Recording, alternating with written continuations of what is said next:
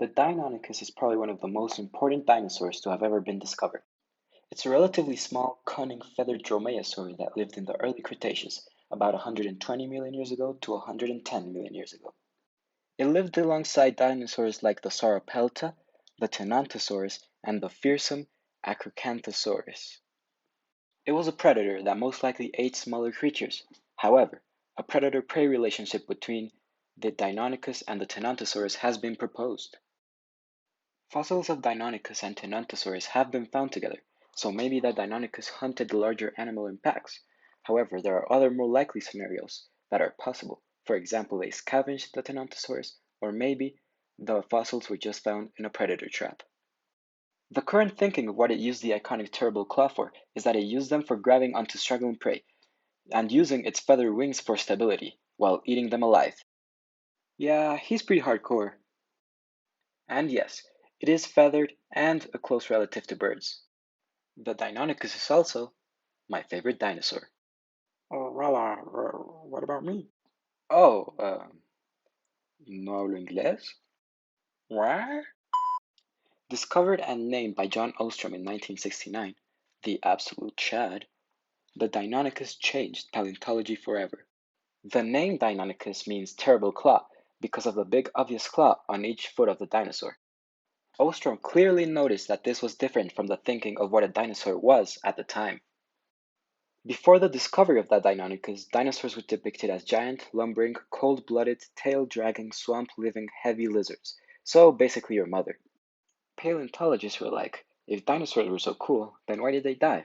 So they created the whole cold-blooded lizard depictions as an answer for why they went extinct. They thought dinosaurs just died for being big and dumb. But that Deinonychus was clearly different. Look at this first depiction of it. Despite it being inaccurate for today's standards, it paved the way of our current understanding. This animal was clearly able to move fast. It's using its tail for balance rather than dragging it. It was in the middle of running. In other words, it was a light and agile animal, unlike your mother. This led to paleontologists rethinking how they saw dinosaurs. This whole rethinking era is named the Dinosaurs Renaissance.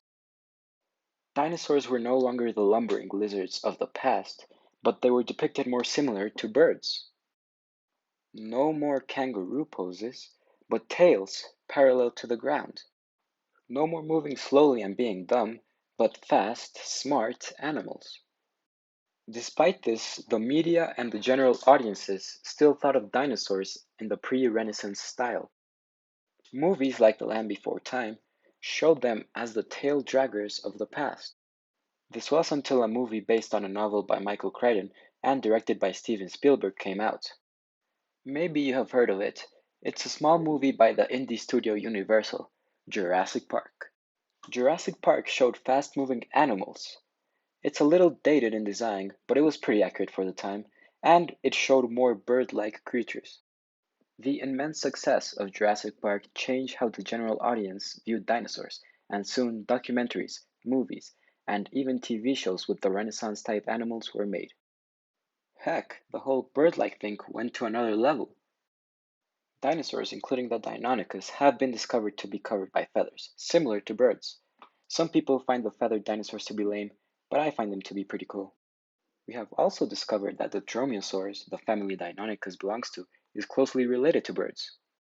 We even discovered that not all dinosaurs went extinct, because birds are dinosaurs. Without the discovery of the Deinonychus, how we see dinosaurs in the modern day just wouldn't have happened. I think it's safe to say that the Deinonychus is the dinosaur that changed dinosaurs.